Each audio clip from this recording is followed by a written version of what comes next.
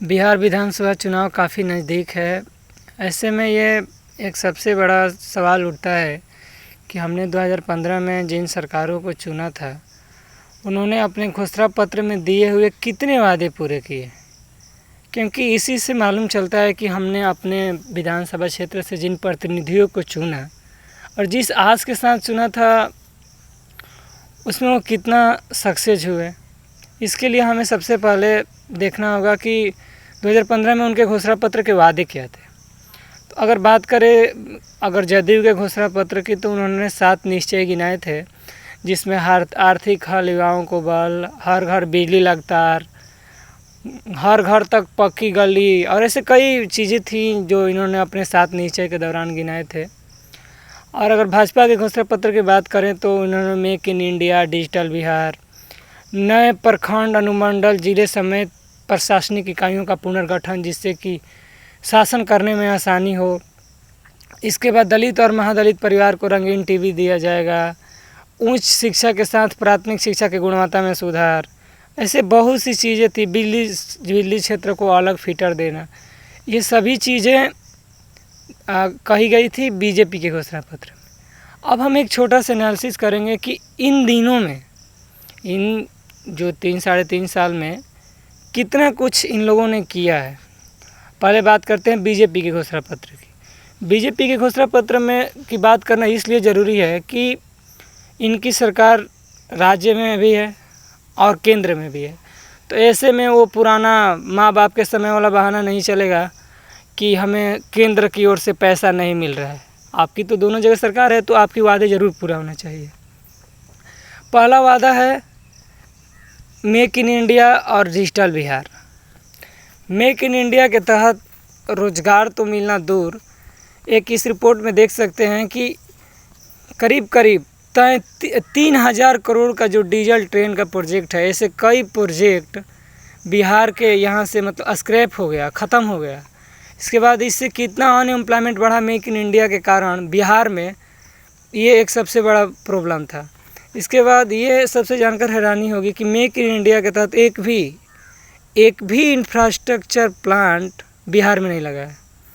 तो इस तरह से इनका जो मेक इन इंडिया और डिजिटल बिहार का बात था वो पूरी तरह से खारिज होता है। इसके बाद नए प्रखंड, अनुमंडल, जिले समेत प्रशासनिक इकाइयों के पुनर्गठन की बात की गई थी। अभी तक तो पुनर्गठन ही नहीं हुआ है और जो भी पुरानी प्रशासनिक इकाइयाँ हैं उनमें अभी भी जो सामान्य स्तर होता है, एक कांस्टेबल का, एक एसआई का, वो अभी तक फुल कमिश्नर तक वहाँ पर नहीं है। ये एक सबसे बड़ी बात दिखाता है।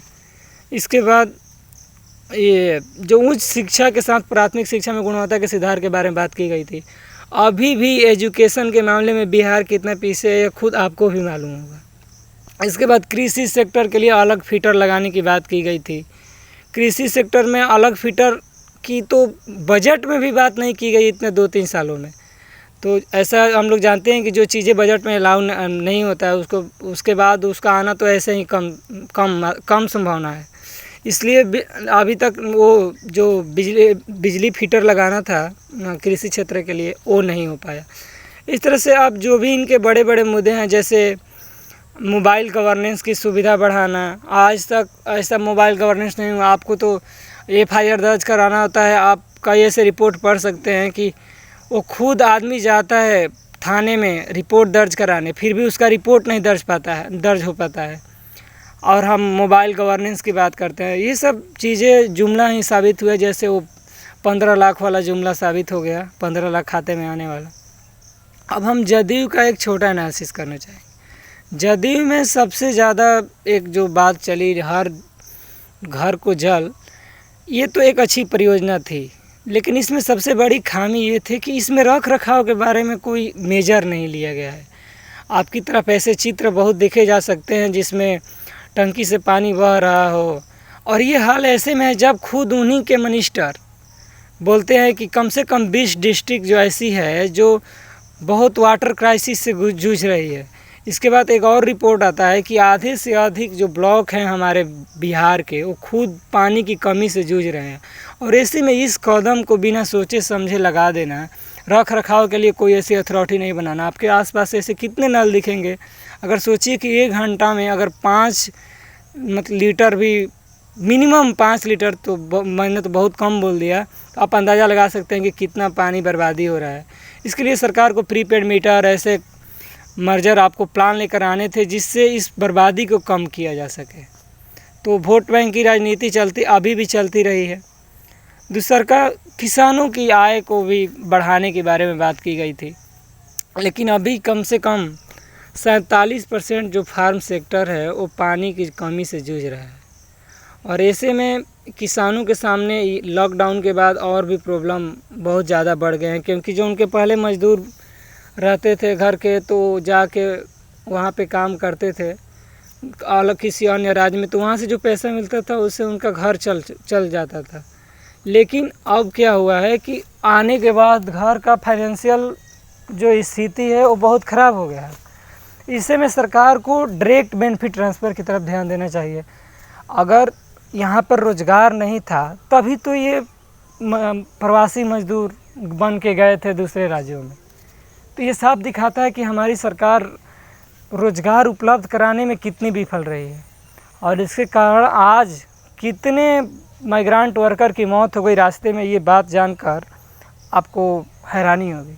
कृषि सेक्टर में एक सबसे बड़ी समस्या थी किसानों की लोन को लेके माफ़ी।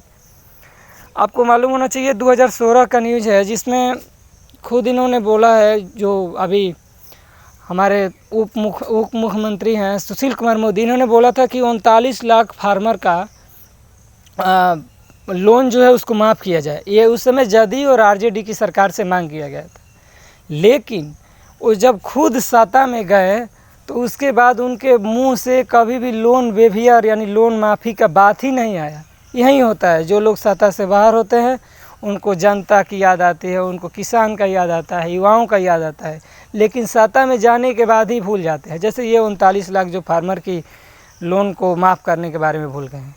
अभी भी बिहार कई मामलों में पिछड़ा है। आप देख सकते हैं कि जीवन प्रत्याशा के मामले में सबसे नीचे, 21 बड़े राज्यों में 14वां स्थान बिहार का है। जीवन प्रत्याशा मतलब एक आदमी की स्वास्थ्य सुविधाएं कितनी तक है, वो कितनी वर्ष तक जिंदा रह सकता है। मानव विकास सूचकांक में अभी भी बिहार सबसे निचले स्तर पर है। ये दिखाता है कि हमारी सरकार इन सभी चीज़ों के लिए कितना सोचती है, कितना अपना उत्तरदायित्व दिखाती है। साक्षरता दर में आज भी देश में सबसे कम है, और महिलाओं की साक्षरता दर तो बहुत कम। तो वो आपको साक्षर नहीं करेंगे, क्योंकि आप साक्षर होंगे तो आप उनसे सवाल पूछेंगे। अगर प्राथमिक स्कूल, एक तो टीचर है नहीं, जो टीचर हैं वो भी हड़ताल पर है, इन सभी इशू को क्यों नहीं सुलझाया जा रहा है? क्योंकि उनके बच्चे को नहीं पढ़ना है, उसमें आपके बच्चे को पढ़ना है। और ये सभी चीज़ें चलती रहेंगी कब तक? जब तक हम लोग अवेयर नहीं होंगे। तो इसी अवेयरनेस में आप देख सकते हैं कि कई ऐसे, जैसे लैगर्ड स्टेट में हम सबसे पीछे हैं, जो खुद 28% तक जो पॉपुलेशन है हमारे बिहार की, उससे ज़्यादा पॉपुलेशन खुद गरीबी रेखा के नीचे है। वो भी जो वर्कर हैं वो किस स्थिति में काम करते हैं कि मरने के बाद कोई भी वो जो सोशल इंक्लूजन होता है, उसको फैमिली को सहायता, वो मिलते मिलते वो फैमिली के कई और आदमी खाए बिना मर जाते हैं। तो ये चीज़ें हैं जहाँ पर हमारे बिहार सरकार को ध्यान देने की ज़रूरत है। बिहार में ऐसे कई सेक्टर हैं जहाँ पर बात करने का दिल करता है। अगर आप चाहते हैं कि हम बिहार से जुड़े ऐसे ही अन्य सेक्टरों के बारे में बात करें और उसके सुझाव आपके सामने शेयर करें, तो इस वीडियो को शेयर करें। और आई होप ये आपको अच्छा लगा होगा।